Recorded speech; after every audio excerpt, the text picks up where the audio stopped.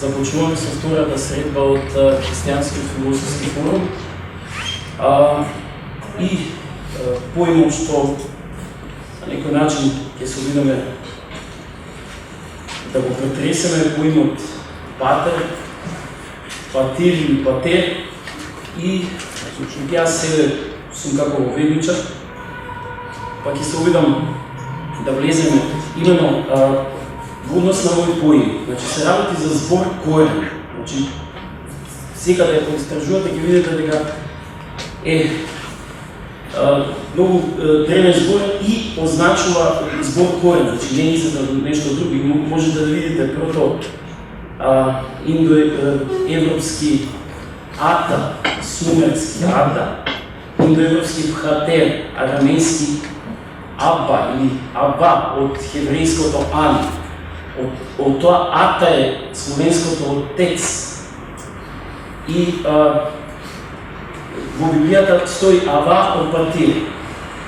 И сега, бидејќи се работи за збор корен и нормално христијаните како многу работи ги презеле од претходните цивилизации и презеле многу значење и дава нова конотација која очигледно влегува во поимањето на значењето од овој збор. Така што во, да кажеме, во она анализа на да кажеме библиското значење може да се дефинира како изворник, источник или машки предок, значи што означува нели близок предок, татко од телесна природа, природен татко и притоа се однесува на двајцата родители. Под Б може да биде подалечен предок, основач на фамилија од таму грчкото патрија или племе, значи е поврзан со патријата или племето. Именно исто така генератор на припадност на одредена поголема група заедница, која што е поврзана со некако крвно устройство. Потоа има значење на источник и на некаков трансмитер на се околу нас.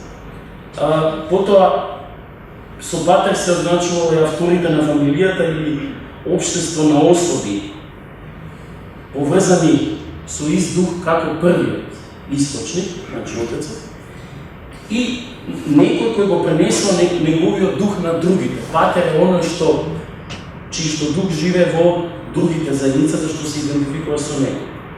И има едно значење оној кој стои место отецот и варди на патернален начин. Значи можете да најдете такво значење, потоа тоа титула на чест, учителите биде нарекувани синедрионум кај евреите, или генерално оние што се грижат за другите. И сега директно значењето поврзано во христијанството, значи Бог директно е Отецот, нали? Но тоа е разликата помеѓу татко и отецот и затоа некои го преведуваат прават голема грешка што го преведуваат таткото. И не е исто. Има голема разлика да се обратиш на родител со татко и тате и да мислиш на Бог како отец. И требало да има разлика, затоа таму е словенското отец, затоа што асоцира на овој Ава патир. И сега тој отецот тој е создавач, седржител, управувач, владетел со себе, управувач. Во преводите владетел асоцира на нешто деспотско, но во основата тоа е управувач, оној кој управува со себе. Е поврзан со небесните сили и звезди. Отецот на сите интелигентни суштества, пазител и чувак. И оние преку Христос, всушност преку личноста на Христос, би требало да станат синови и може да го наречат Отецот.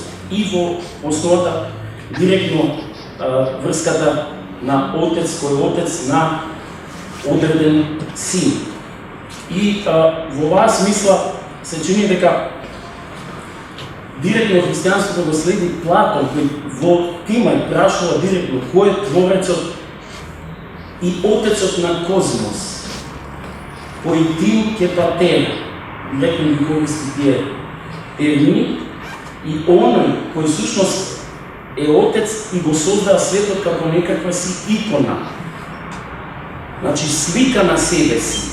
Значи, идејата на оно што раѓа како Отец и оно што бива родено би требало да биде некаква си релација, така го подразбирале како нешто што секогаш во вечноста постои како така. Не можете да мислите Отец без оно што бива родено од Отецот, бидејќи во тој случај тој не би можел да биде Отец. Значи, во некаква предвечност Отец. Така што се чини дека дури кај старите грци во она сваќање за вечноста, вие не можете да замислите дека би можело да постојат предвечните идеи на светот, а да ги замислувате во некаков си топос, а при тоа да имате демиургот да постои некакво хипотетичко предвечно време во кое што идеите на стварите не биле во умот на демиургот. Така што се чини дека зрцањето на идеите, дури и кај старите грци подразбирало дека всушност умот на Отецот е секогаш исполнет со зрцање на тие идеи. И оттаму всушност светот може да се каже дека е вечен во онаа смисла кој што е замислен во вечност. И оттаму се чини дека Отец неизбежно е поврзан со иконата собствено. И оттаму, бидејќи чисто платоновски, се чини дека и врската помеѓу има автор кој тврди дека тој дуализам на Платон не е толку сериозен како што се предава од ученици, бидејќи се чини дека самите ствари не е проблем како учествуваат во, да кажеме, во универзалното, туку дека се на неколку начин партикуларите се самите инстанции на универзалното. Оттаму иконата е дел од можноста на самиот Отец како Отец. И ова е, например, како некаков си вовед во однос на овие значењето, можете да го најдете Дис Патер, римски бог на подземјето, подоцна опфатен под Плутон или Хадес, и оттаму е значењето, хтонско божество на изобилство, на плодност, на обработливата почва. И во христијанската теологија, директно врзаноста на еден суштински философски проблем, кој што се чини нема само онтолошки, гносеолошки, туку има и етички карактеристики, имено трансцендентното, иманентното. Имено, кога ќе видите некој човечко суштество, лицето е неговото присуство. Но дали се што е тој, се пресликува во неговата икона, имено во лицето, или останува нешто трансцендентно, или всушност човечко суштество што е некаква синергија помеѓу нешто трансцендентно и иманентно, тоест некаква равнотежа на трансцендентно и иманентно. И оттаму именно помеѓу во оригиналот и неговата икона. И во христијанската теологија Патер представува облакот на незнаењето, таа трансцендентна вистина, а всушност Логосот или Синот ја представува иманентност, именно лицето на Патер. И затоа не просто татко, папа, или тата на нашиот јазик, туку тоа подразбива стоење во некаков страв Божи. И во однос на оваа идеја, се чини дека самата концепција што ја промовира христијанските философи околу концепцијата на Света Троица, се чини дека не би можела да биде замислена Света Троица кога нема првоначалието на Отецот. Но во основата Света Троица подразбира некаква си перихореза проникнување на Отецот со Синот и Отецот никогаш не би можел да биде Отец. Или, ако мислите дека во еден постои можност да не биде Отец и во еден момент станува Отец, тогаш го компрометирате учењето како некаква си потреба. Значи, во еден период Бог има потреба да создаде нешто што од порано немал потреба. Значи, концепцијата е да се надмине тој момент со тоа што ќе тврдите дека Отец е во вечноста Отец, а не би можело да го мислите во вечноста како Отец, ако не го мислите неговиот Логос. Именно Синот. И оттаму е таа, да кажам, идејата, ако тврдењето дека целиот свет всушност лежи врз можноста на перихореза на Отец и неговата икона. Така што би можело да се каже дека и во човечкиот свет една заедница всушност е икона на таа на таа можност за переходот. И во таа смисла се чини дека концепцијата за отец, покрај сите негативни конотации за можноста за патернализам и за некако воспоставување на конкретно арбитрарно поставена власт и началие се чини преку ова друга страна на христијанството и во христијанството. Ако некаде не гледате парадокс, знаете дека тоа не е христијанство. Тоа значи дека некаква идеја увезена од надвор немате парадокс.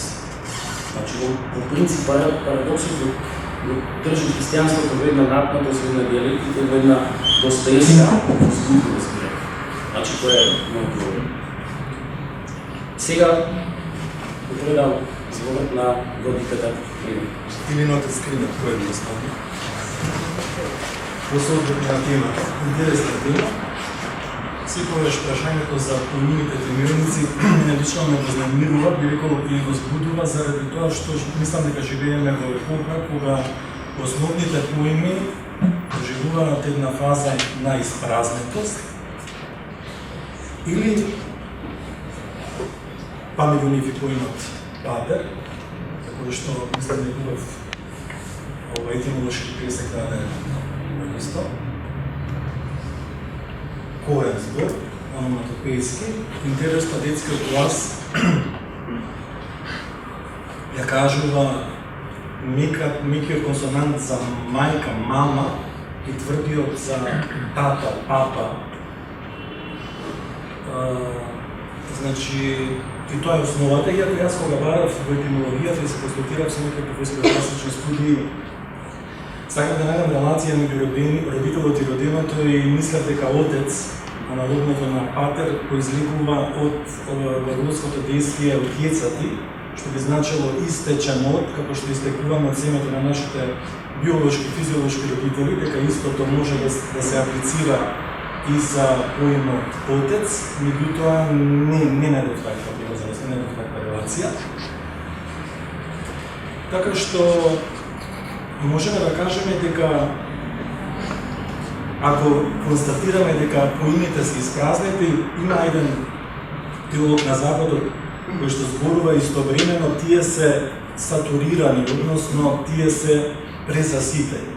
Ние повторно доаѓаме од тој парадокс. Од една страна нешто да е испразнето и истовремено тоа да е полно со разни содржини кои што денес, како кажам дека сум патриархален, дека сум ортодоксен. Првата асоциација на сите ќе би видел овој е ригиден и овој сигурно е назаден. А во основата на зборовите, ако видиме во содржината и во семантиката, во изворното значење на самите зборови, еве за илустрација ќе излеземе од поимот патер, идеме на зборот демагог. Потекнува од два зборови.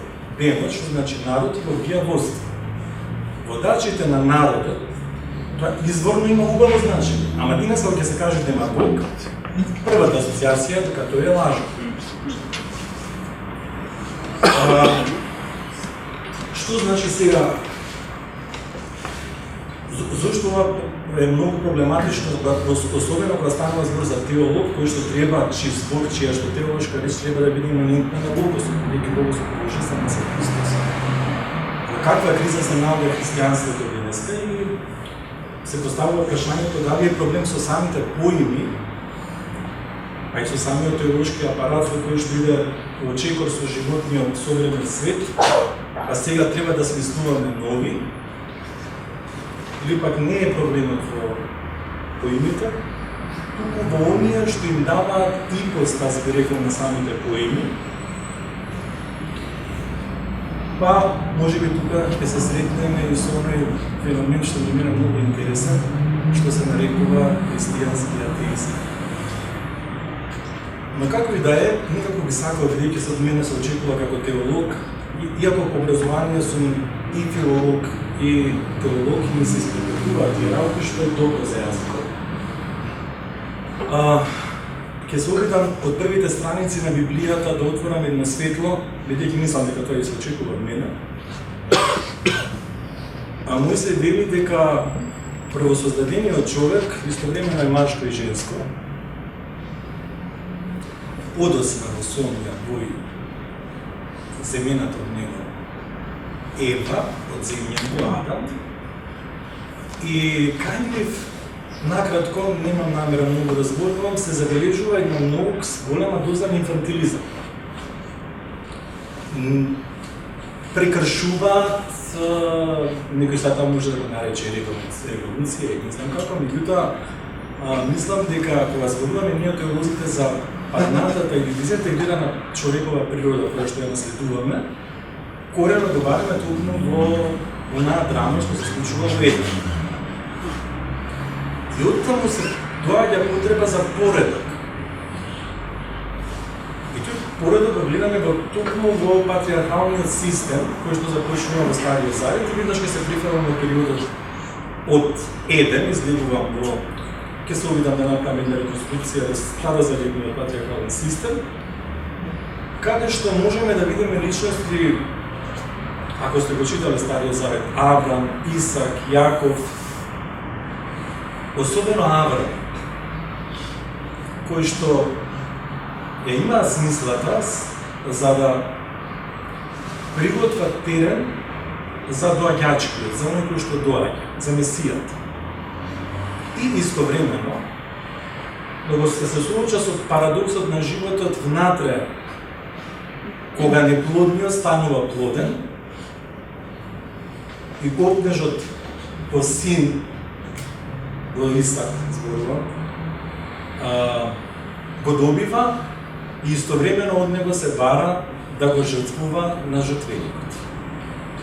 Во мигот кога биолошкиот и физиолошки татко е подготвен да го земе ножот и да го направи она што се бара во него, истиот миг, интересно, оне што се уште не знаеме дека е отец. Бидејќи во иудејскиот концепт имаме една монадична страна, монотеизам, вели одложи го оружјето и не го прифаќа на жртва синот. Не се жртвува се. Многу интересно. Интересно миг. Понатаму, оваа патриархална форма преживува, по мене, моето лично мислење, таа преживува се додека не се појавува Витлеемската рожба, односно Назаретското семејство, кое што, ако го погледнеме со широм отворени очи, ќе видиме дека е инцидент и скандал и деконструкција на целиот патриархален систем. А зошто е тоа така? Заради тоа што имаме една самокана мајка, Марија, која што никој не верува, дека роденото и зачнатото во нејзе е од силата од озгора. И еден, на местото на обувата на таткото, еден татко кој што не е ниту биолошки, ниту физиолошки, Јосиф, го гледаме едноставно, стои тука во ситуација на чувар на јудејското наследство, кое што да дури кутри отиваме ние во иконографијата, во еден моментум мисли дека потребно е и да го напушти целиот овој концепт, за тоа што ќе биде на удар на има интервенции во иконографијата, еден ангел застанува и му зборува остани тука, ја има таа агонија, дори во црковната химнографија има трогателни за Божи стихови кои што секогаш кога ги слушам се вознемирувам заради тоа што има една експлицитна, многу интересна што ме потсеќа на секое семено наследство денеска што се случува, кога Јосиф вели буквално со овие зборови: Марија, што е оваа работа? Сега видите што е интересно. Ова назаретско семејство, кој што е парадокс на целиот патриархален систем, кој што преживува до ден денеска,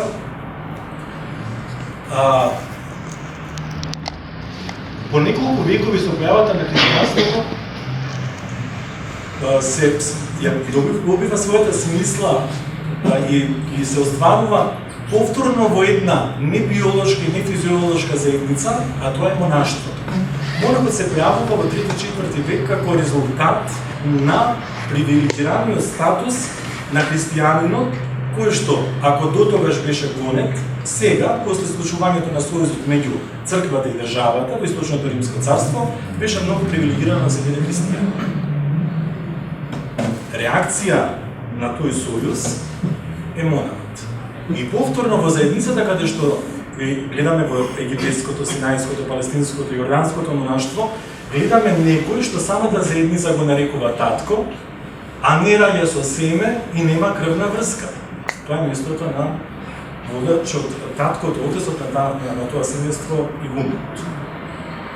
И многу ми е драго што е тоа така, многу ми е драго што и до денес, кога 21 век имаме тој феномен, односно имаме возобновено македонско монаштво во нашите манастири. Рудиментираниот, фрагментиран патриархален систем со сите своји нус ефекти преживува. И знаете, многу интересно, преживува дури кога реформаторските движења во 16 век објавуваат војна на црковните центри како што на моќ, како што е Рим,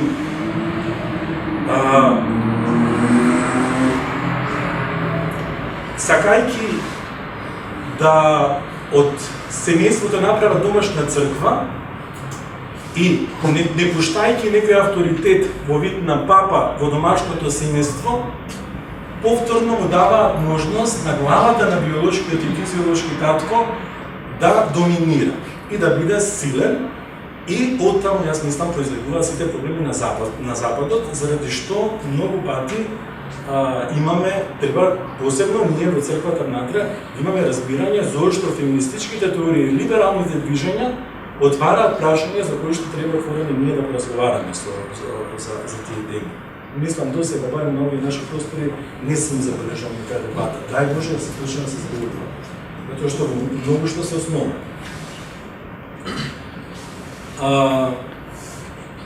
Една друга работа што сакам да ја истакнам во момент. Само ќе ве кажувајте ми кога треба да привршувам, велики имам чувство за тие 10 минути. Мислам, таа прва друга работа која што сакам да ја споделам со вас, во аскетското искуство на икумената и на исток и на запад, забележувам нешто што мене ми е многу интересно. Подеднакво колку што се збори за Бог дека е Отец, истовремено се зборува и се кажува дека Бог е и мајка. Имаме Јулија од Норвич која што кажува дека нашиот Бог колку што се открива како татко, тој истовремено е мајка. И сега добро, кај овие аскетски ликови, тоа и да се очекува. Но она што мене ме запрепастува, а што го најдов како трага, е слуга во умните уметници, кои што го создаваат уметнички дела, како што е случајот со Рембрандт, кој што, кога ја насликува евангелската парабола на блудниот син, во ликот на таткото што го прифаќа помладиот син, слика, забележите таа слика, две раце, едната, две дланки. Едната дланка е машка, татковска, и го прегрни. Втората рака, од истиот човек, од истата личност, е нежна, мајчинска, женска. Ме подсети на нешто што е, бидејќи овде гледам ликови со кои што се дружам не само во Скопје, туку и во Зрзер, ме подсети на нешто што некој од вас го знаете, сме го споделили, сме го зборали, но ќе го поделам и со широката публика, кога заминав на Света Гора и кога тоа беше почетокот на 90-те години на минатиот век, кога се видов со старец Пајси, светогорец, кој што од страна на Цариградската патриаршија пред неколку години е канонизиран за светител и прифатен член православната имена. Бидејќи јас прв пат само што стигнав на Света Гора, знаете, има 20 манастири. И не бев сигурен кој од тие 20 манастири е погоден за мојот духовен раст и сакав да го прашам и другото, во кој манастир да одам. Тој ми кажа вака, оди во Григоријат, таму игуменот има срце на татко и на мајка. Пазете, наследството во 21 век живе. Оците се добри, се наспредна, рече даваат излага.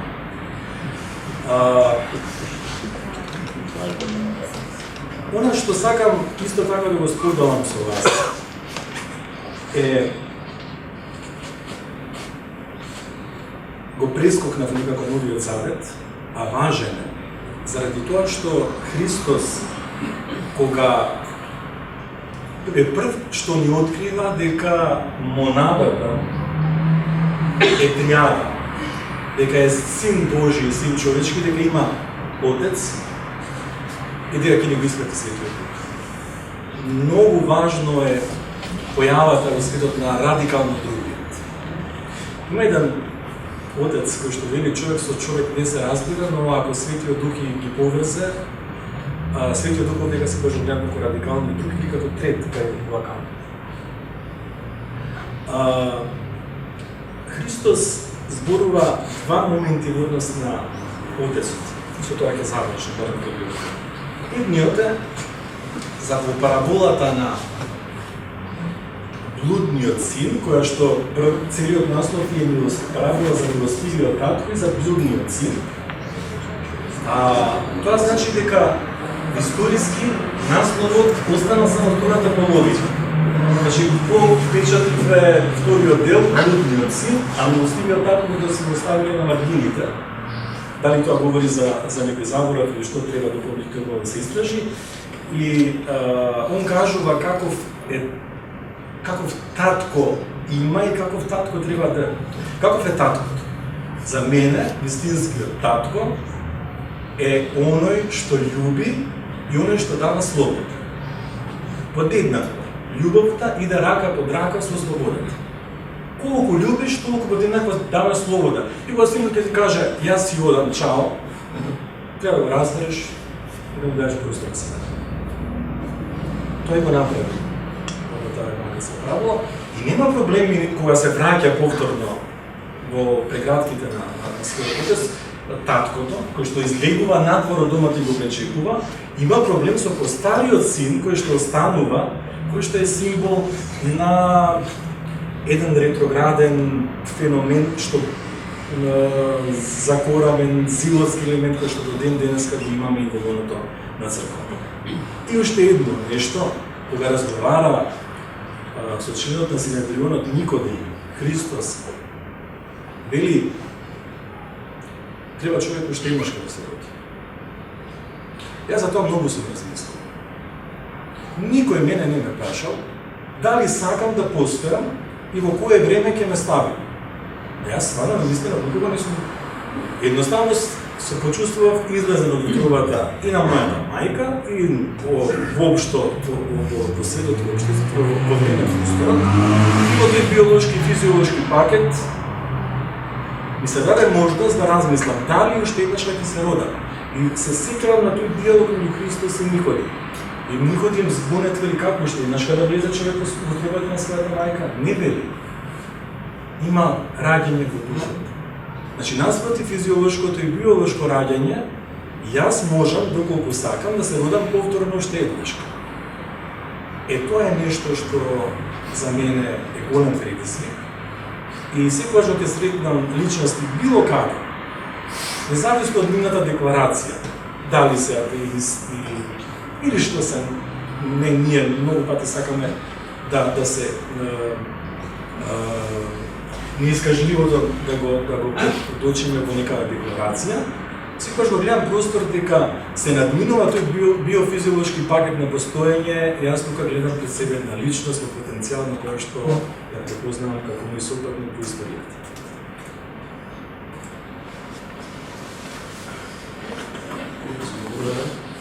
Многу ме тешко сега она што го размислувам, што го подготвив картину, ема како што било дискусијата да го кажам, после се што кажате, особено елементите кои што се обрнуваат кон новата европска мисла, кон феминизмот, кон не само кон феминизмот, екзистенцијализмот,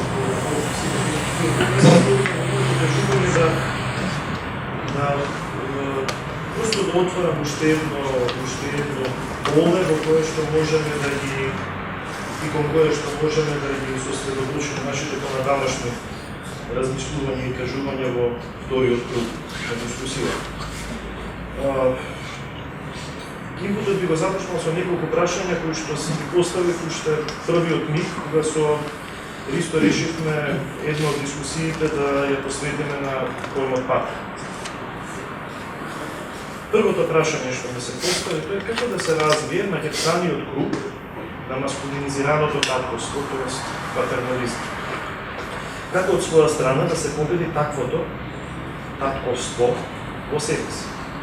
Значи, на еден внатрешен план, значи не само во релациите помеѓу луѓето, туку на внатрешен план на ниво на самата човечка личност. Сметам дека тоа не е можно ниту преку негово директно, експлицитно негирање, ниту преку негово толерантно канализирање на татковството. Например, градење на некаков политички коректен патернализам, олицетворен во ликот на финиот мажи, финиот татко, толку фин и потресен по семејството и саканата што пријателите почнуваат да го жалат. Напротив, би рекол дека единствениот начин радикално да се победи острастено патриархалното во нас е преку неговото доведување до неговата крајна граница и отаде таа граница. Тоа значи да се оди докрај и да се стане не просто биолошки татко, туку символички татко, но не татко, туку тато. Точно оној деминутив кој што претходно го спомна и Ристо го кажа.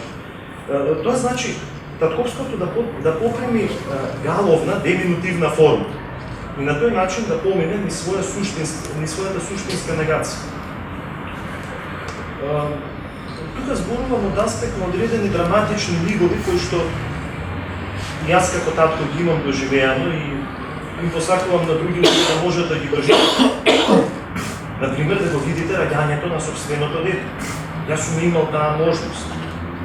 И еве, во некоја идеална философска држава или некаква теократија под еркот на Ристо и мој терк, дефинитивно би сакал присуството на таткото на пороѓај да биде задолжително со закон.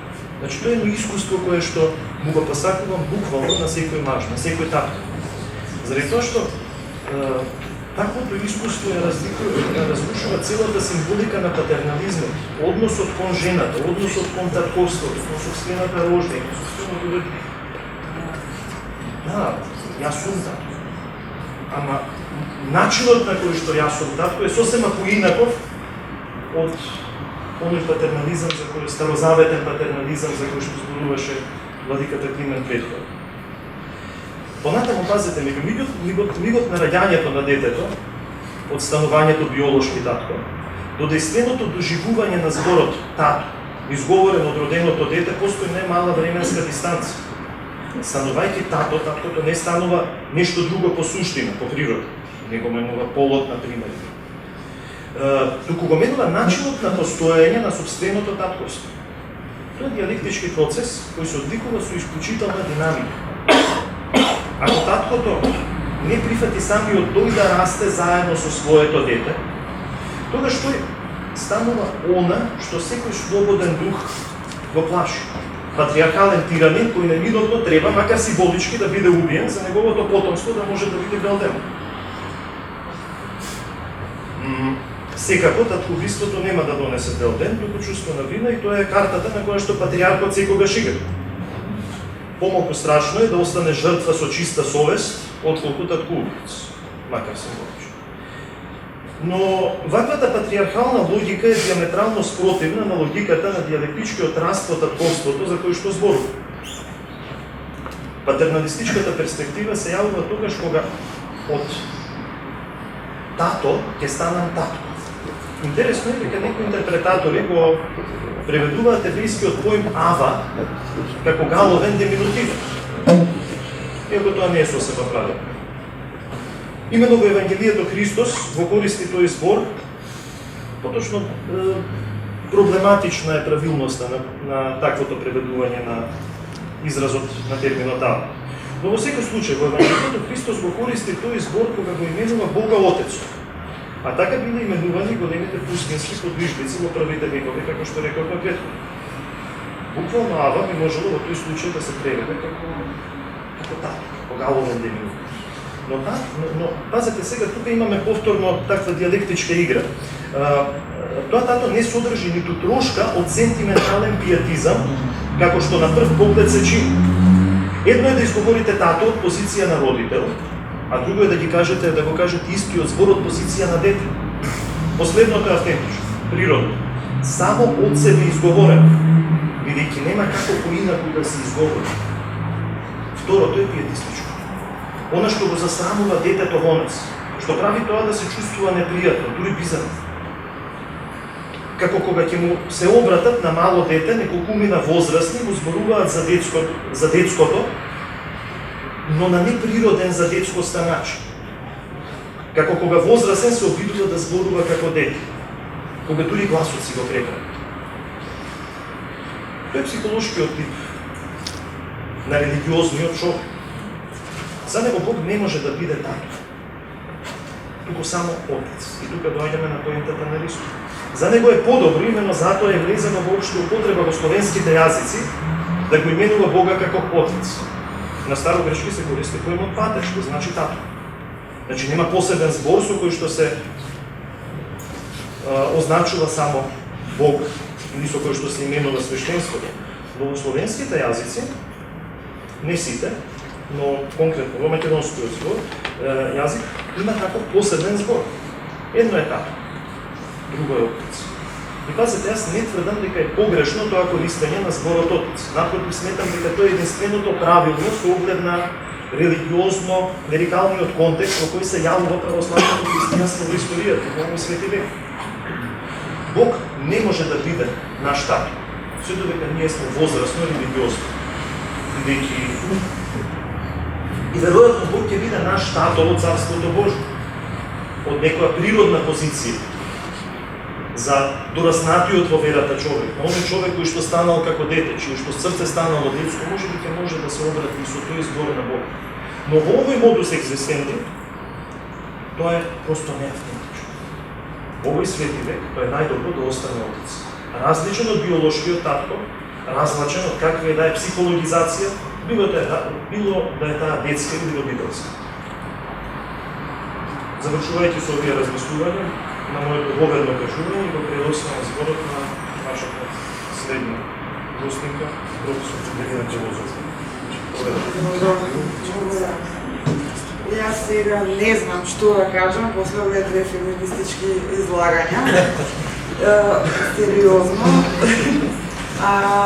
Ристо очекуваше рано крај ќе деконструирам се. Јас мислам дека ќе звучам по-конзервативно од моите предходници. На некој начин мојата намера, заложба овде да се залагам, да предложам некакво искупување на христијанството од страна на современата политичка мисла, вклучително и феминистичката, и онаа што се нарекува постструктуралистичка, и обратно, некоја взаемно искупување на едната и другата доктрина би предложила и со тоа сакав и со тој краток вовец, значи референца на друг автор, женски, исто така феминистка, да го почнам моја воведно излагање. Дона Хараве во незин текст кој е ретко цитиран и не многу познат, наречен Еке Homo, Ain't I a Woman, прави компаративно читање на фигурата на Исус и на фигурата на Сожерне Труд. Не знам дали сте слушнали за неја, тоа е американска аболиционистка, феминистка, црна жена, значи една од ретките јавни фигури обоени во американската историја пред 20 век, која значи се борела против робовладетелството и против патриархализмот во Америка. Ја прави споредбата меѓу овие две фигури за да повика на препознавање на обединувачко действие, обединувачка сила, смисла, означување во двете, како што таа ги опишува фундаментално фрагментирани фигури, ликови, значи икони, да речем исто така представи, но тие представи колку што се структура, деконструирана на некој начин, растемнена, дестабилизирана, исто така се некаква семантика, се некаква содржина. И во таа дестабилизирана структура, во таа фрагментираност на двете појави, двата лика, двете фигури и нивните значења, во ликот на Исус и во ликот на Сожерне Труд го препознава следното.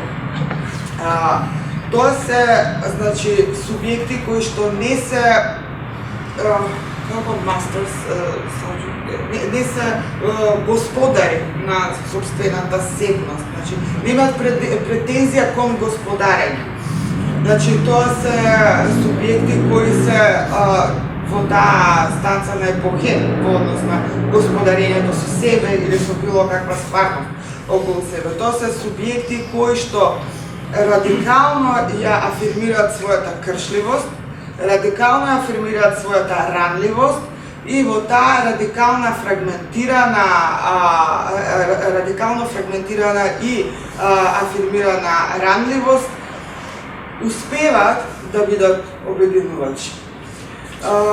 Успеваат да представуваат некој нов вид на универзална фигура или поим, универзален поим на човештво, кој што Хараве смета дека е најсоодветен за постмодерната епоха, за постсюрреалистичката епоха, затоа што оној masterful, господарствен, како да го наречам, субјект е веќе дестабилизиран, е веќе деконструиран и смета дека не може да се искупи, да се поврати назад и да се ревоспостави, дека постмодерната епоха и постструктуралистичката мисла, се што следи од структурализмот наваму во основа, го има разнебитено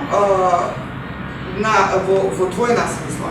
Тој тип на субјект, мастер субјект, субјект господар, себноста како господарење, собствено и на околината. Го има разнебитено на два начина. Едниот начин е проблематичен, едниот начин е деструктивен, затоа што оневозможува универзалност, оневозможува обединување. И тој проблем Хараве очигледно сака да го адресира, сака да понуди одговор на тој проблем. Од друга страна, не може да не ги афирмира пак и придобивството, затоа што ароганцијата на тој патерналистички, претенциозен, господаречки субјект е укината успешно. Потоа демаскирана неговата лажност. Субјектот господар е маска. Затоа е вика дека фигурата на Исус, например, во сликата на Голготата, нели пародијата на кралот, е некаков знак, некаква порака, дека секој цар е всушност некаква пародија, некаква маска. И за секогаш зад таквата маска се крие оној кршлив човек, онаа фигура, но Хараве вика таа фигура треба да биде основата на обединување, а не обид да се фапца, вароса маската и да се залажуваме себе си и остатокот од светот дека таа маска е можна и дека таа хипостаза има субстанца која е одржлива. Јас сега додавам многу од себе во читање на Хараве, тоа е само еден краток есеј во кој има црти од ова што го кажувам.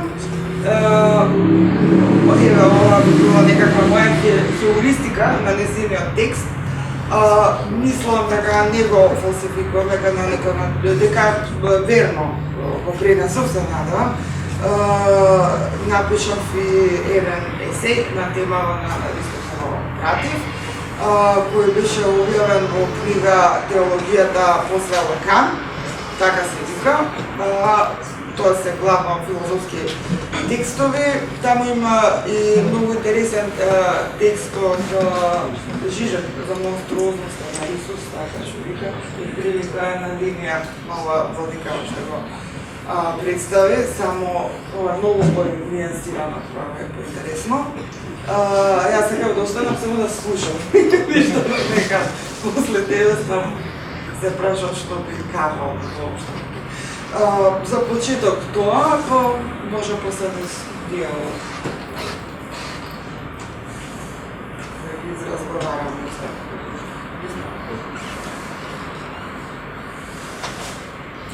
Па, јас обично се трудам себе си да се да дозволам другите да дојдат до збор. И обично знам да узурпирам време на другите. Така што во овој случај јас искрено во нас смисла сметам дека ова што Кате го направи, дека всушност тоа е деконструкција. Оти сите ние имавме некакво очекување, ние сите имаме очекување од одреден човек. Мислиме дека апсолутно го знаеме она што е трансцендентно него. Именно дека мислиме дека секој човек можеме да го просудиме врз основа на некакви состојавности. И во овој случај Кате направи деконструкција на всушност на самата себе или на очекувањето во однос на неа, затоа што сите баравме да чуеме таа, нели, феминистичка деконструкција на оној инжериран патернализам, чуван длабоко од авторитетот на црквата и од, да кажеме, од големците на црквата. И се чини дека она што го спомнав јас за перихорезата, очигледно можеби светот апсолутно е потребно да помине некаква си историја, човечкиот род како ипостас би требало да помине некаква си историја. Као што очигледно секој човек лично поминува некаква си историја, е потребно и човечкиот род да помине некаква си историја. И ми се чини дека оди кон насока да прифати дека всушност можеби најголемиот скандал што се случи во историјата е всушност Христос. И не само во онаа теолошка смисла, дека е тоа тврдењето дека е Бог и човек во исто време, туку на начинот на кој што ги доведува луѓето во само преобразот. Именно јас се надоврсувам на оној поим што го искористив прошлиот пат за експериментот. И ми се чини дека може ли да, затоа што ние имаме пежоративно мислење за експериментот. Кога експериментира човек со себе, тоа го прави без никаква цел. Онака, како класична деконструкција. Но во, да кажеме, во научното држање, човек експериментира и прави повеќе експерименти. Но не нужно сите експерименти ги дава на увид на јавноста. Го дава само успешниот експеримент. Значи, она што се случува со првата деконструкција по моје мислење, што ја прави Христос, е во односот на Марија Магдалина и во односот на етичкиот систем, бидејќи проблемот на како би требало да се заснова христијанска етика. Очигледно јас би бил сигурен да го избегнам поимот етика, затоа што се поврзува со моралитет и повеќе да зборувам за етос, кој произлегува од една отворена состојба на перихореза. Значи, отворена состојба во однос да действуваш секогаш наспроти ликот на другот, само тоа се потврдуваш како личност. Оти во моментот кога се базираш на некогов готов моралитет, ти се укинува себе си како личност. Значи, првиот скандал што се случува е во односот на Марија Магдалина. И при тоа Христос не прави ништо. Значи, буквално ништо. Значи, не ја осудува, нема дејство, нема морален суд. Едноставно остава. И директно го поврзвам со на тврдење на Оскар Валд во De Profundis, кој што тврди дека Христос е како уметничко дело.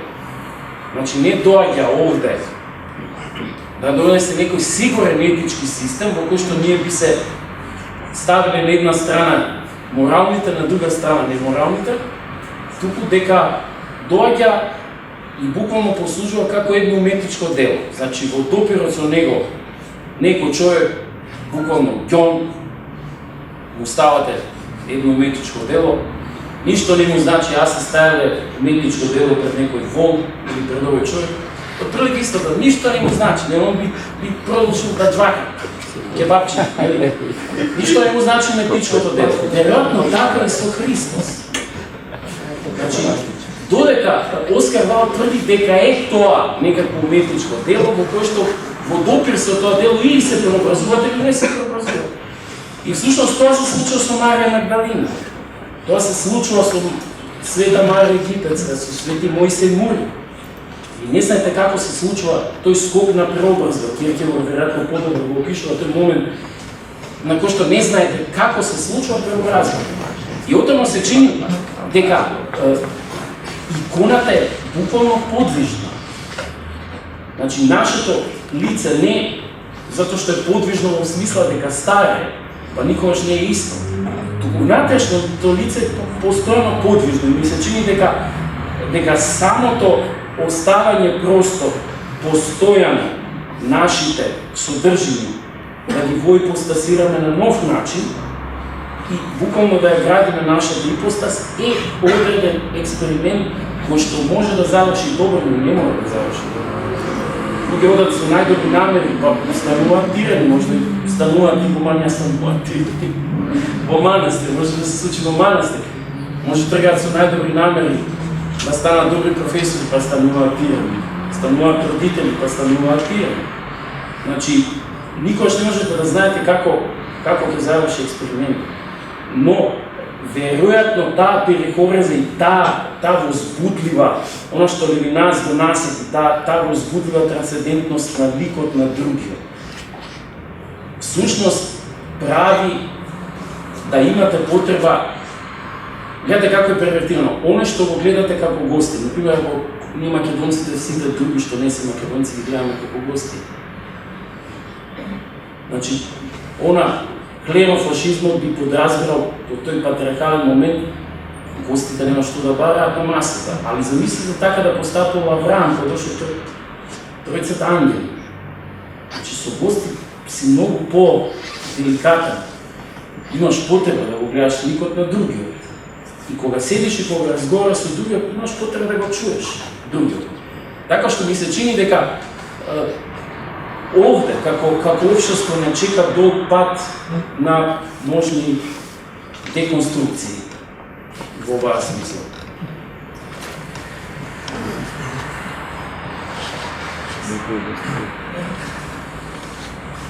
Ти благодарам за комплиментот дека наликува на феминистичко и феминистичко излагање. Но и ти благодарам заради тоа што со твоето читање направи ни го доближи автентичниот лик на Христос на крстот. Особено пежоративниот наслов Цар на славата. Сета негова кршливост, фрагилност, која што почнува од Гестиманија. Дури и најрадикалните феминистки што ги читам, велат, запознават еден историски феминистички Христос и не може да бидат дека он се ползува со апаратите на моќта на контролата. Проблемот повеќе го гледаат кај таткото, но при тоа забораваат дека отецот никогаш не е антропоморфизиран, не е човек. И се согласувам со исто дека да направи и се согласувам дека нашето општество во кое што живееме, кое што ни е дадено на вистина, сите сме одговорни да биде амбиент на по-пристоен начин на живот, каде што ако сме тажни, ако сме изморени од секој невието кое што е банално, знаете на баналност на развојот кое што сите не подвизува, потешко ќе ни биде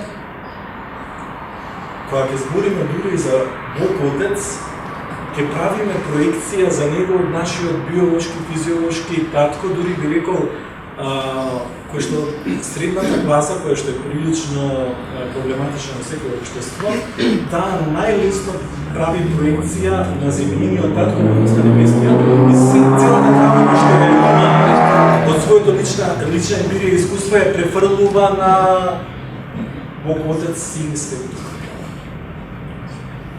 Исто така ми се допаѓа за раните како фрагментноста што ја спомна многу христијански извор на мисла, дека кога воскреснатиот доаѓа во просторија која што е затворена, знак на препознавање се раните.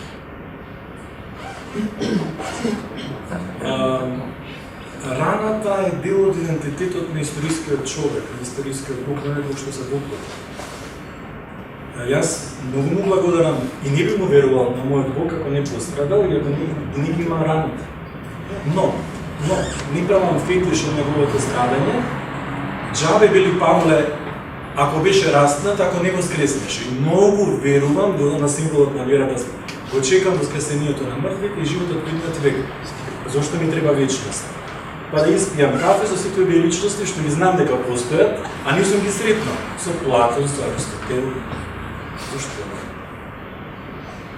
Јас навистина верувам дека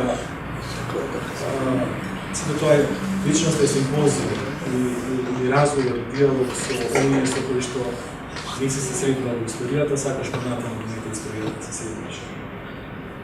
Така да навистина мислам дека по мене ова што денеска беше форум, дебата, разговор, диалог, како сака да кажам, но да остане повеќе простор за интеракција со публиката, ако имате да прашање или ако нешто сака да споделат со нас. Е токму тоа непредикливото, неочекуваното, кој што ти може би не го очекуваш, може би не јас не го очекував, да сепак ми се случи како крај.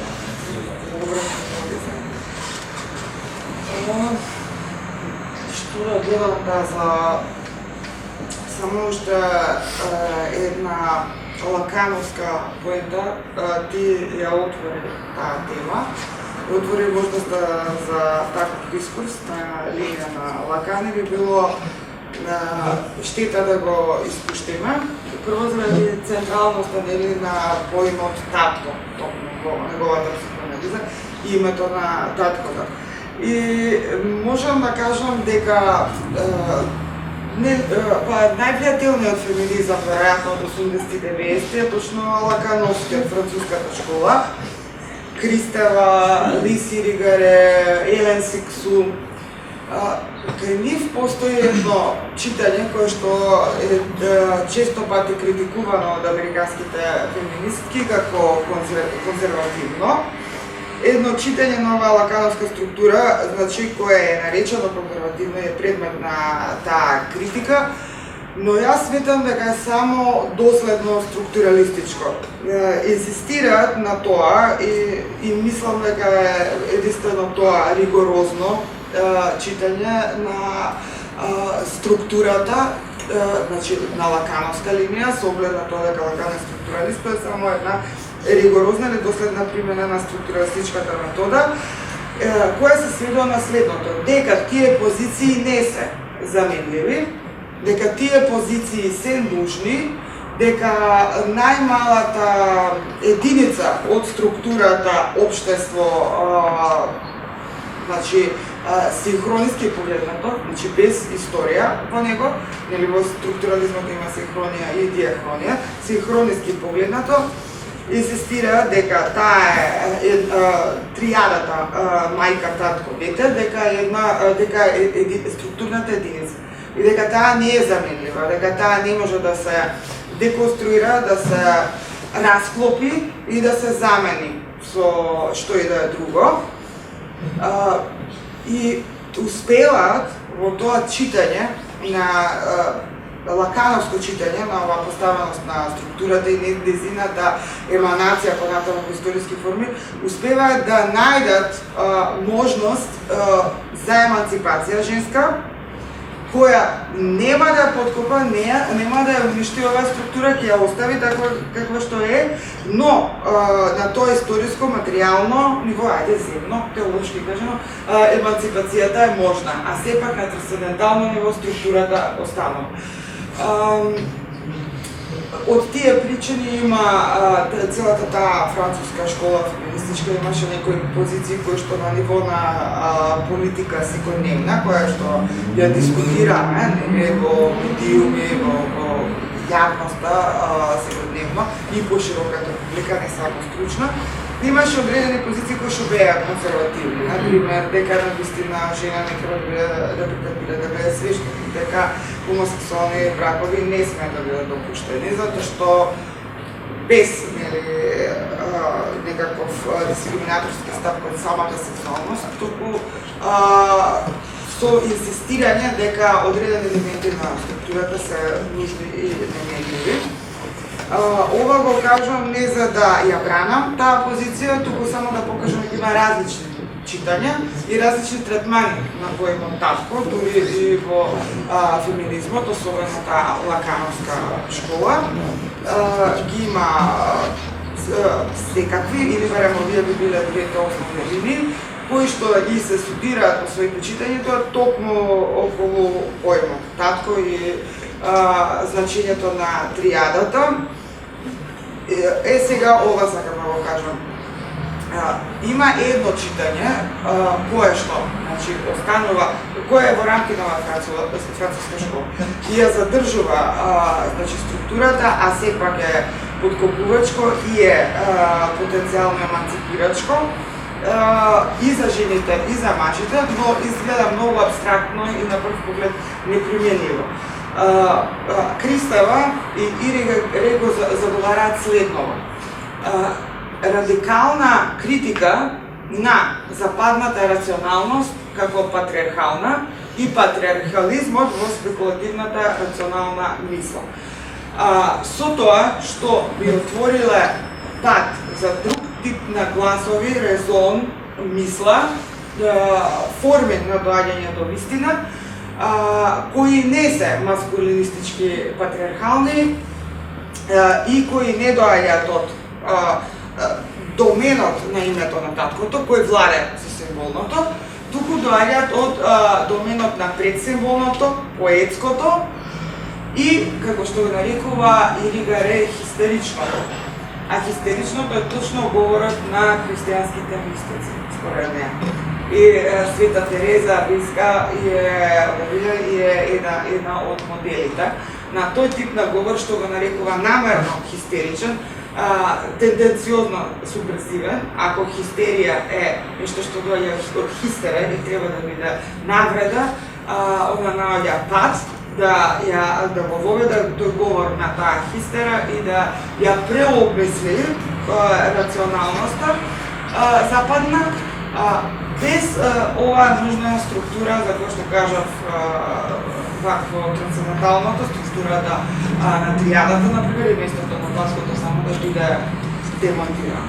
Значи, колку што разбрав јас, значи, трансценденталноста на структурата и според овие француски мислителки останува, само внатре таа структура се оставен е простор за некаков се живот внатре таа структура со поместување на некакви наставнички импулси што ги има помеѓу тие можности различно да биде конотирана триада.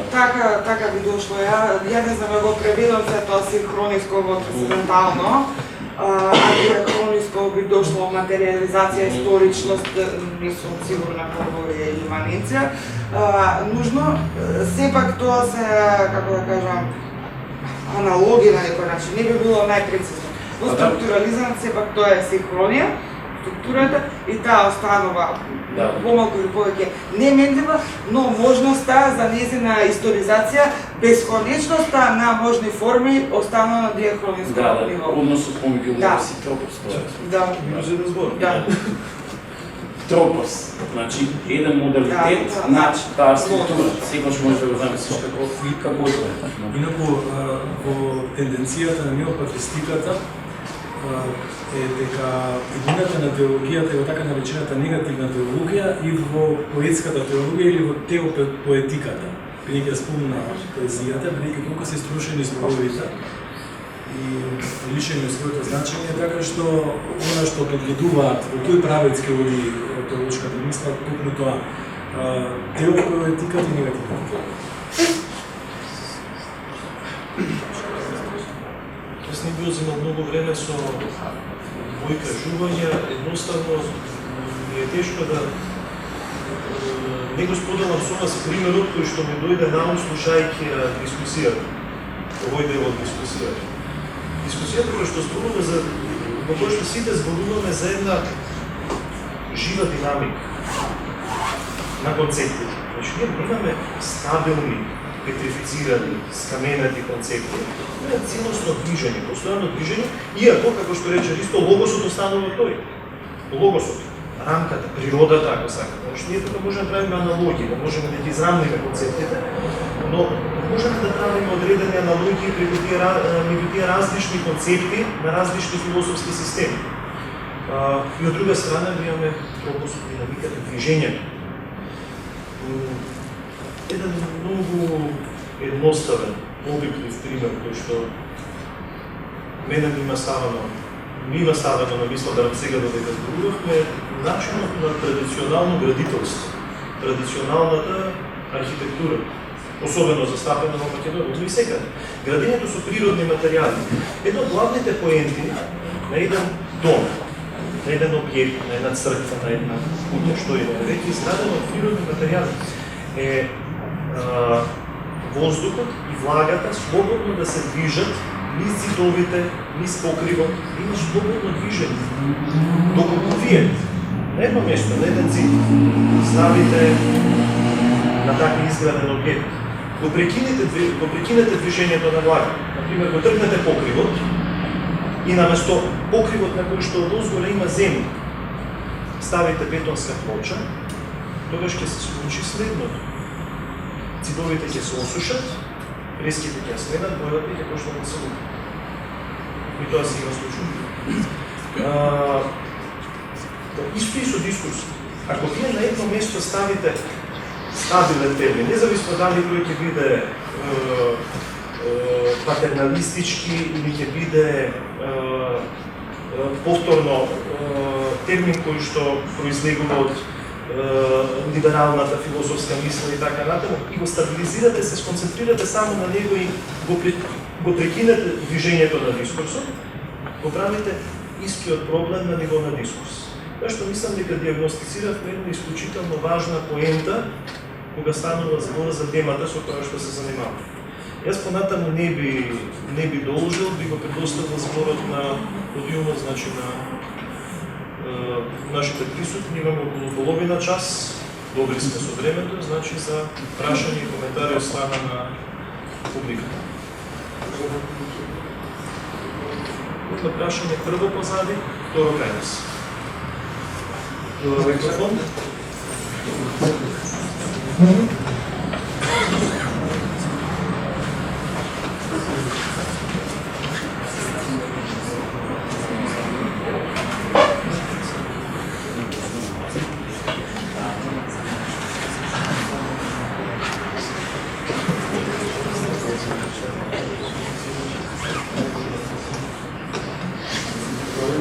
Јас сум Александар. Своето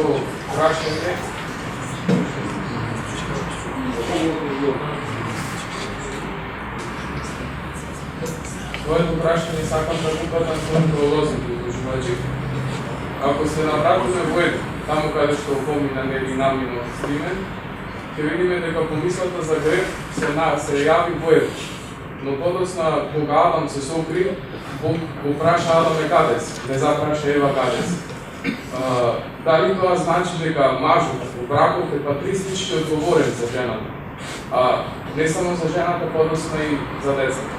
Затоа што и црковната гимнографија не ги забележува дека Адам сгреши, а всушност беше прва Ева, Адам само беше нели следбеник од тој грев.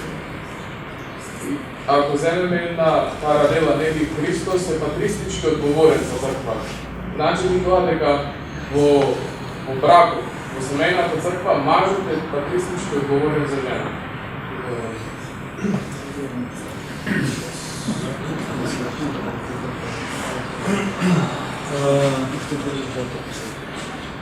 Мене ми е многу интересна драмата во една. Ние многу пати се навраќам на баш таа единска драма и мислам дека не случајно например во денешното моје излагање дека мој се изборува дека во почетокот човекот е машко и женско, подоцна е избори жената. И во основа до ден денеска во 20 век основата на човековите проблеми не се од економски, социјален, политички и општествен карактер, според мојата теза е од машко-женски однос. Така ги перцепирам.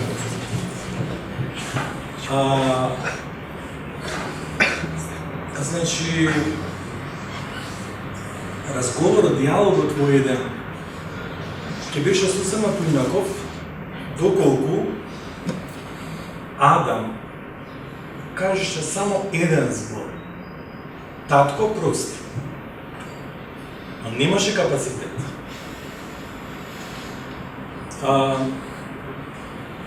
Оваа што ми ја даде ти, таа ме натера.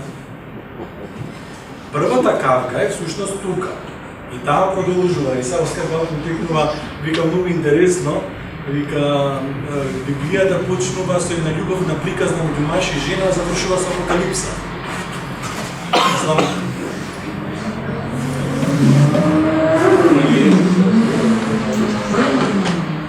Јас денеска, бидејќи сепак сум пастир, отец, луѓето, некој од луѓето ми се доверуваат и ми ја кажува својата интима.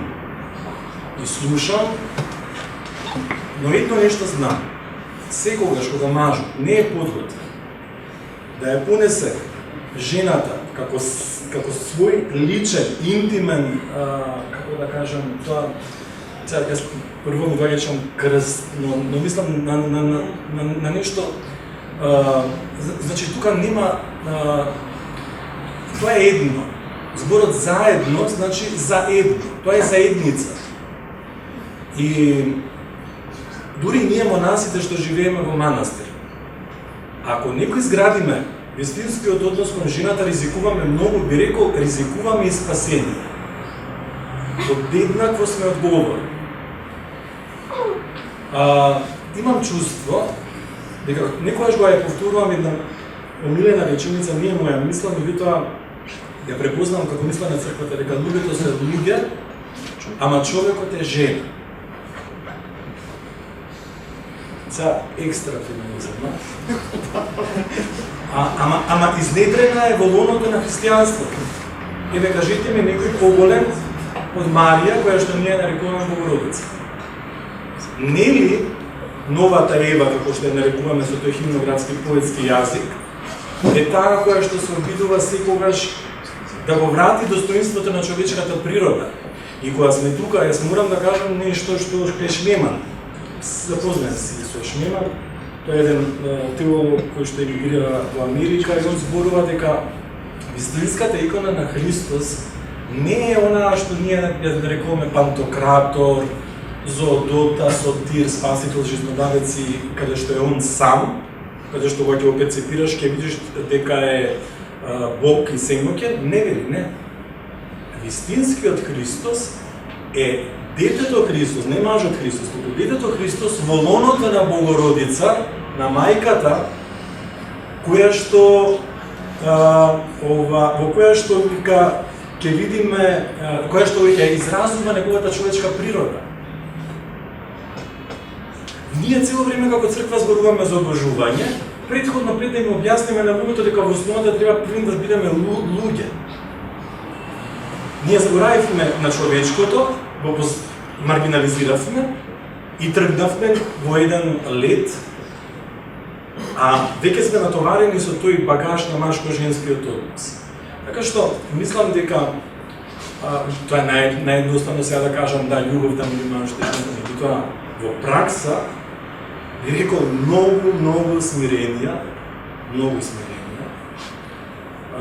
и многу соочувања, прифаќања, и трезвеност. Затоа што јас мислам дека никој никогаш нема да може да ја гради својата лична вертикала ако не го среди машко-женски однос, кој што е многу драматичен и динамичен. Следното прашање беше ние баш продолжаваме за како коментар на дискусијата што вие кажете.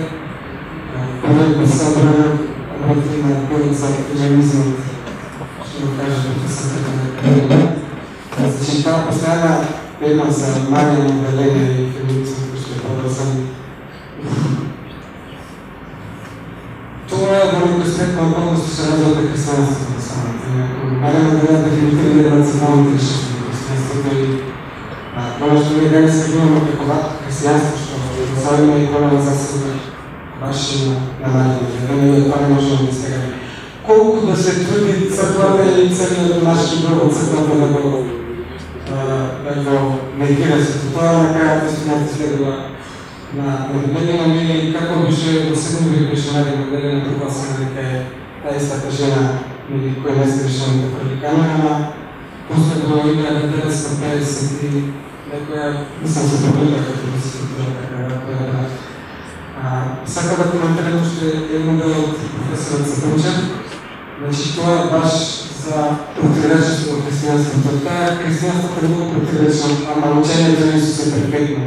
И јасно и гласно нема ништо противречно со учењето на Исус. Подобно има цело поисторетување и потребувањето на Исус како икона или како слика или како нешто што е прикажано. Втората Божја заповед што ние имаме католиците ја нема и да го потоништо, значи треба да тргнемо на страна. Исус е човекот кој што го имаше говорот на гората, значи тој таму ништо нова не кажа. Кажа се што претходно од мудроста е много, така ефикасно да кажа мудроста, така е тема на обшеството и на постојањето, така да тоа е Исус. Значи човекот кој што го имаше говорот на Евангелијата, Евангелие. Баш тука беше една много добра работа, една од многото работи во говорот на гората беше на немного правилен човек, но жена се крштива да го прави. Тоа го научи подреден отец пред 14 години, кога бе припаден во манастир со пријателите. Кај него ми придобро да ми каже што некој други работи. Така да тоа и на крајот да се вратам на дискусијата за патер или за отецот. Много интересно гледаше, меѓутоа, малце христијанството со текот на времето и работи ги канализирало и ги поставило да се гледа малце поразлично од она оригинално христијанство или рано гностично гледање на времето. Тоа многу добро го знаеме, меѓутоа би сакал да кажам две паралели меѓу тоа. Едното е Ибн Араби, значи еден од најпознатите ученици во суфизмот и муслиманите. Неговото гледиште на работите е дека Отецот или Богот, ние не можеме ни да го спознаеме ни како е, ни што е, заради тоа што тоа е нешто многу подалеку и повисоко од нашите можности за разбирање.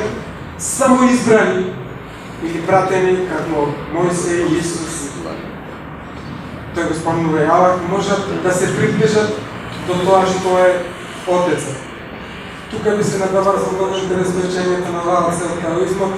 Таму има различен поет, значи Тао, и много е интересно Тао како дуално го објаснува, че Тао може да се гледа како паш, ама може да се гледа и како на нешто што е универзално, совршено, вистина, многу поблиско до христијанското толкување на Отецот. Меѓутоа многу е интересно што Лаоце инсистира и на покрај ова гледиште на работите и на пат, на искушение, на борба, на тоа е тоа.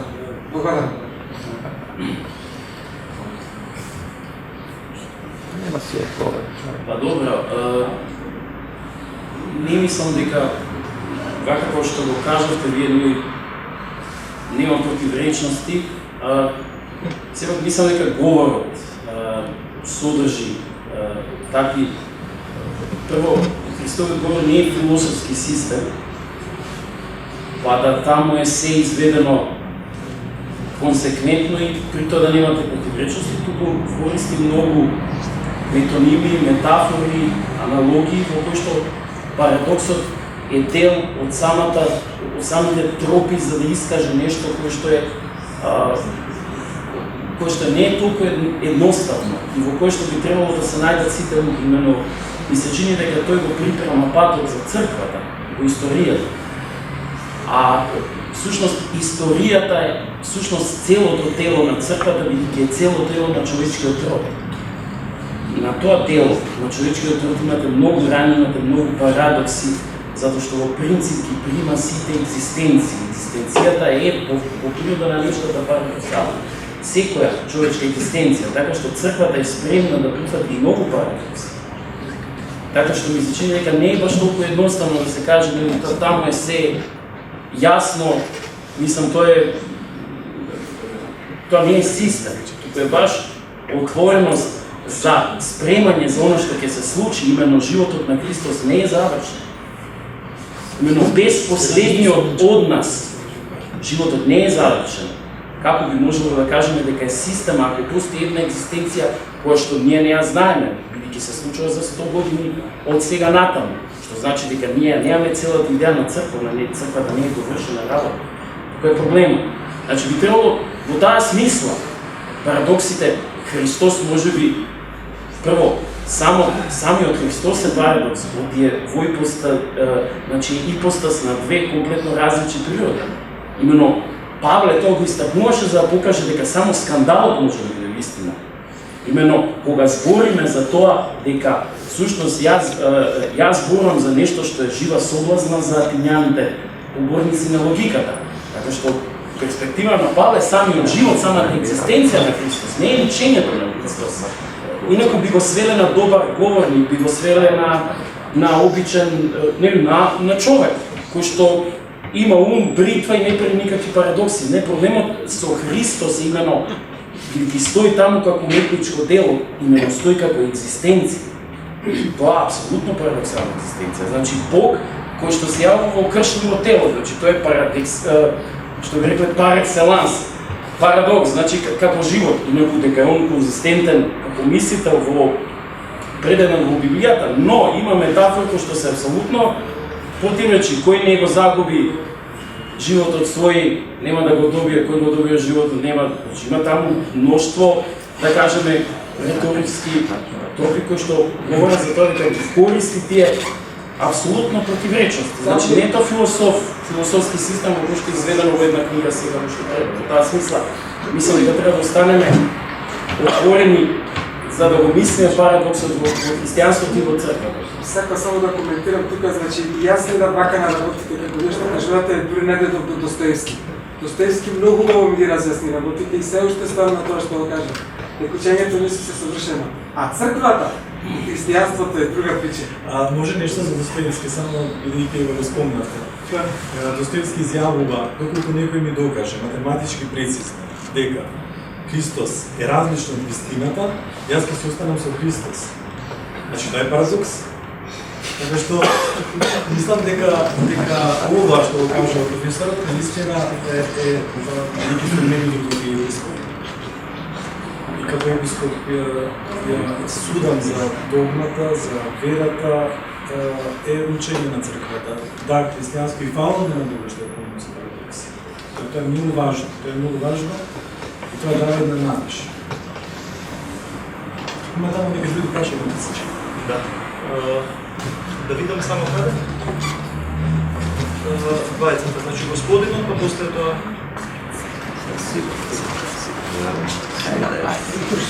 Само ќе да замолам пред поставувањето на прашањата, поставувајте ги повеќе насочени кон нашите гости, отколку кон Ристо и кон мене како домаќин. Значи да вклучам вас ако има како што сепак не, тоа е добра лига, може да кажете што сакате да кажете. Да ја поставите прашање, има гости, мајко, како домаќин може да поведате. Благодарам на епископот Климен што ми одговори половина на прашањето кое што си го поставив кога ја добив емейл пораката за овој втор христијански филозофски форум. Во неговото излагање кажа дека прв пат именката Патер која што припаѓа на фондот на латинскиот јазик е употребена некаде во 3 или 4 век. Првиот дел од прашањето, кој што сам си го поставив и се еве, би го поставувам вам, дали добро сум размислувал основоположниците на христијанството, 13-те првоапостоли, горе-долу биле на иста возраст. Значи, биолошки, никој не можел никому да му биде татко.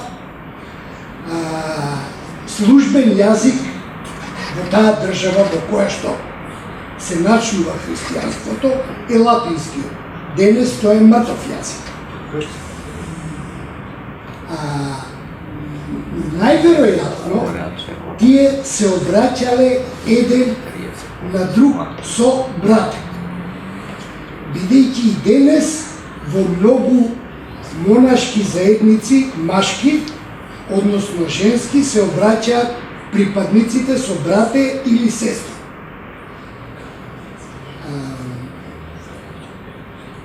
Значи, прашањето е дали се обраќале, дали знаете, се обраќале ли со брате или со учителу кон основоположникот?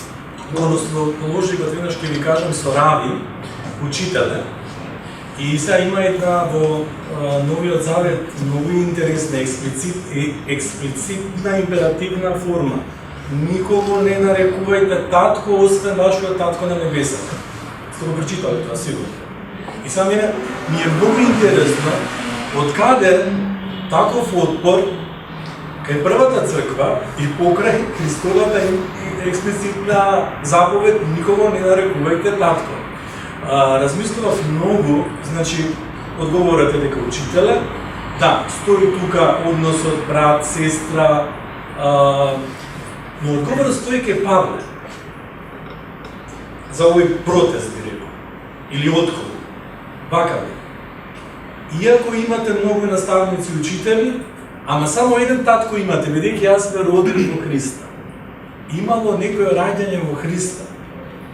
Замислете дури на неговиот пат, која е сретнала една харизматична жена, Текла, таа има визија на Христос. Знаете како изгледал Христос во нејзината визија, што е прифатена од педанијето на црквата? Како Павле. Христос е павлообразен. Многу интересна, повторна во линија на насока на парадокса за кој што се личен зборуваше. Така да, мене многу ми се допаѓа. Сите сме ние израснати од семејство, нуклеус на љубов и на слобода, чувствуваме во семејство. Јас гледам љубовта, први ја доживеа во семејството, а подоцна ја препозна во светите книги. А таму има мамо, тато, дада, бато. Убаво е што овие зборови се дел од комуникацијата, меѓутоа треба да бидат не без значење, туку полни со содржина. Содржината не е таа. Нешто за зборот, патер. Патер не е латински само, не е ни грчки само. Патер е индоевропски збор, коренот е индоевропски, тоа значи дека сите јазици во групата на индоевропски јазици го делат тој збор. И таму имате father, fata и така натаму. Скоро во сите, не скоро, во сите индоевропски јазици, зависно од фонетските законитости на јазиците, имате различни варијации, туку ова сакам да го кажам дека дури и во индоевропскиот корен, значи се прашање дали сложенка може да се смета за корен во индоевропски, но тие но можноста за комбинирање и составање сложенка меѓу татко и бог постои и во индоевропскиот корен, затоа има Дјауш Питер, на санскрит има Зеус, Зеус значи Деус Патер, Дјаус Патер, Зеус. Јупитер е од таму, да, така што тоа е некоја законитост на индоевропските јазици која се три бог. Стрик како птри, Да. како патри, стрико. Да, Бог да, стрико. да, да. И Бог како Бог. Да. Останува простор за уште едно двоствено прашање. Мислам дека беше господинот позади.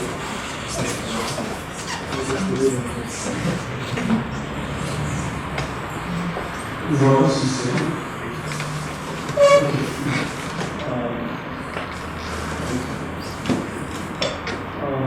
Ще продължи и мисля, Ние да слушаме само. Удобно да станете за малку и да... Има некој ехо.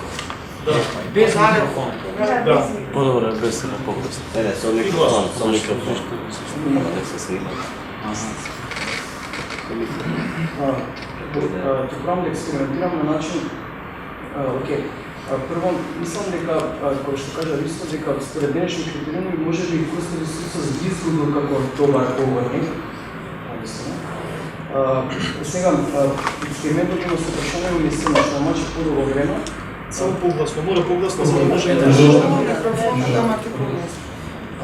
Прашање што мачи подолго време осмислам, например, ево, кај нив, себе сознавање, имаме, односно мора да има по тој пат нека последната дистанца е наоѓање друга личност, односно друга личност, сега тоа некако поврзано со себе на карта смисла на начинот на преснувањето и така натаму, каде што обајцата стануваат едно тело. Сега дали за време на тоа, видиот на некој начин имаме обезпородување и на тој начин видиот пол добива улога, на некој начин добива смисла, се осоцебува на натаму. Затоа прашањето е дали можеме да говориме за партнер кај жена и обратно. Дека во прилог на тоа ќе кажам дека во еден шести манастир и во Манија тоа е партнер на мухина.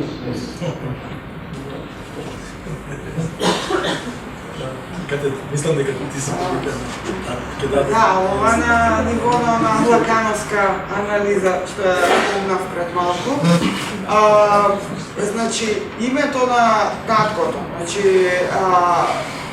тоа е фигура која се однесува на означителска функција во таа психоаналитички структурализм и таа функција на некој начин, одној дел од јазикот кој е законодавен, да го речеме, легислативен, ги воспоставува поимите, владе со логиката, како поимите се однесуваат еден на друг. Просто, како да кажеме, законодавецот на тоа што е доминантната логика, во нашиот свет, да речеме, ако не општество. Таа символна улога и таа, значи, символна улога на такво законодавство се вика точно името на таткото во психоанализата и таа позиција може да инкарнира и жената. Значи, тоа воопшто не е спорно нити според Лакан, а не па според овие феминистички представнички на Лакановската школа. И според Лакан, значи, и фалусот како фигура, и името на таткото, и фигурата, и позицијата на таткото, да речеме во означувачки систем, може да ја одолжува жена и обратно. Маж може да ја игра, да одолжува позицијата на мајката во тој символен поредок. Затоа имаме, например, оние жени кои ја играат таа улога, првата ги нарекуваат во таа психоанализа фаличка мајка, мајка со улога, со таа улога во символното означување. Значи таа што игра улогата на таткото и од друга страна таткото може да има мајчинска позиција во тој триагон, мислам физичкиот, биолошкиот. Затоа има разлика меѓу символното, имагинарното и нормално реалното, но тоа е дури. Да, јас бидејќи мислам дека има така теолошки за твоето прашање, и примерот што го кажа со женското монаштво, да, на игуманијата се дава патерица. Еве, зборот патерица е патер, исто така, символ на власт. И таа сушност, кога жената трансферира и од секуларниот свет, оди во мистичниот, кога става нова облека, што го нарекуваме постолник. Знаете како изгледа, да кажеме, средна православна монахиња. Тоа значи дека таа веќе не е под власт на системот и на ниту еден маж, а доброволно оди кај мајката, која што кај гуманијата, и таа ќе ја слуша нези. Имаше еден симпозиум ланската година, ланската месечнина, на ниво на православие, во манастирот Жича, каде што имаше дилема, имаше прашање, дали монахињата треба да се исповеда кај духовникот во манастирот или кај гуманијата. Знаете кој беше заклучокот на симпозиумот? Кај гуманијата. Таа може да разговара со духовникот, тој ќе ја разреши, но и гуманијата е таа која што е матицата која што ќе ја носи. И да видите како едно не биолошко, не физиолошко, така да многу ти беше логично прашањето, многу интересно, тоа ми дава надеж дека сепак овој разговор допре до луѓето и со одговор на овие прашања и јас се чувствувам наистина така спокоен со оваа тема. Мислам дека е многу важна тема. Знаете, сите ние истовремено сме деца, синови, татковци, и тоа е нешто што е дел од нашиот идентитет. А мислам дека ова е време кога што ќе идентитетски прашања.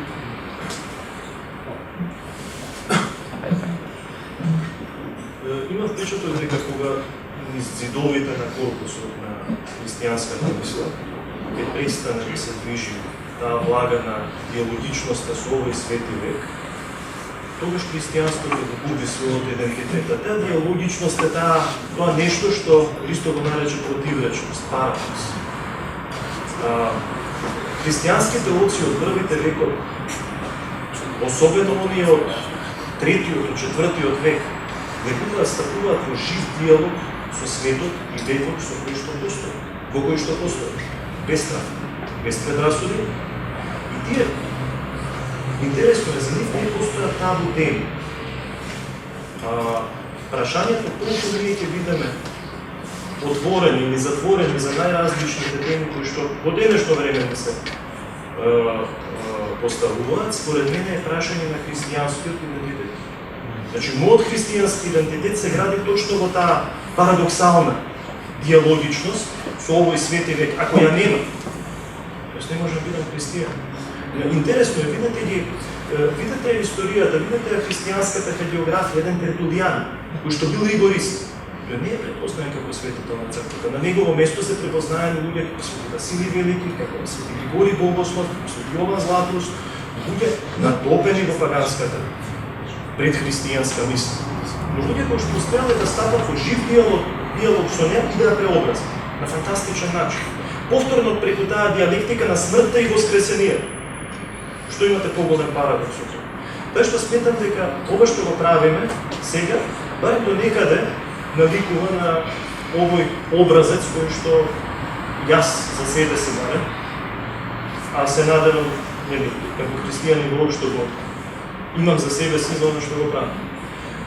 Им благодарам на нашите гости, благодарам на соговорник Христо и му оставил на него да каже последниот збор, бидејќи тој заврши. Да, добре, официјално го затворам. Ја затворам оваа средба втора. Да, тоа сакам да прашам Преска, дали има некаков сепоктор, може да се продолжат муабетите таму. Значи, им благодариме секако на ЕУ Инфоцентарот за сето ова што го прави заедно со филозофското друштво, да овозможи да бидат претресувани и во принцип да се прифати дека јас тука сум накаршилак со феминистите, јас верувам само во еден човечки род, не во повеќе родови. Ја прифаќам онтологијата на тоа тврдење. Двата пола кои што во принцип за мене, значи, би кажал дека носат само релативна субстанцијалност.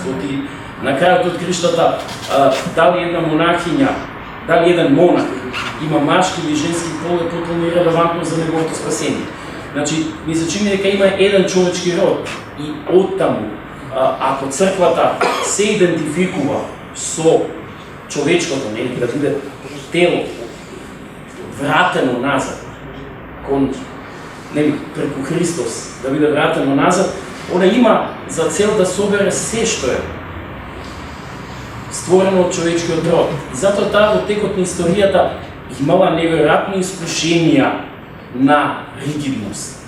Значи, ние не можеме да кажеме и треба на крајот од крштата и да се отвори дека само на запад било ригидна. Било и на исток, ригидна во многу нешта и во многу односи кон еретици и се до тоа, значи тоа не е така како на запад, но апсолутно не смееме да го криеме тој момент, дека и источната црква била доста ригидна, но во принцип многу пати знаела да ги помине тие искушенија и да собере се што било убаво врз база на еден, да кажам, действителен синкретизам, да собере од човечките цивилизации сето тоа што е потребно и при тоа да има идеја дека само треба идолатријата да се стави настрана, но се да се собере.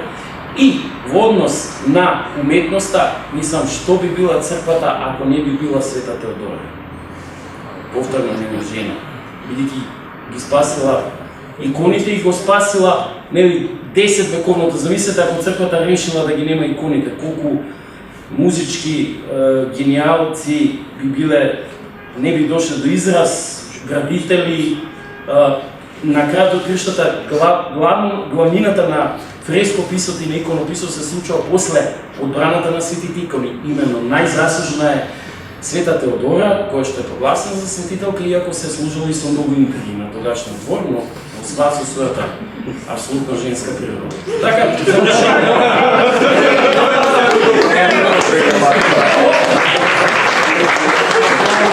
ова се вика деконструкција на крај на се тоа што го кажа.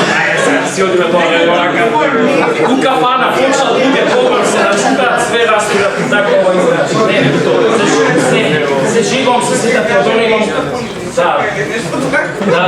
Тоа беше деконструкцијата, именно тоа беше некој Света Теодора имала неверојатен однос кон уметност и ја спасила уметност и спасила дел од оној, да кажеме, метафоричен и символен јазик што во црквата е многу битен, кој што ја чува црквата отворена за поезија, некој би се затворила во една, да кажеме, штура теологија, кој што во текот на историјата се празни од содржините на социјалните зборови.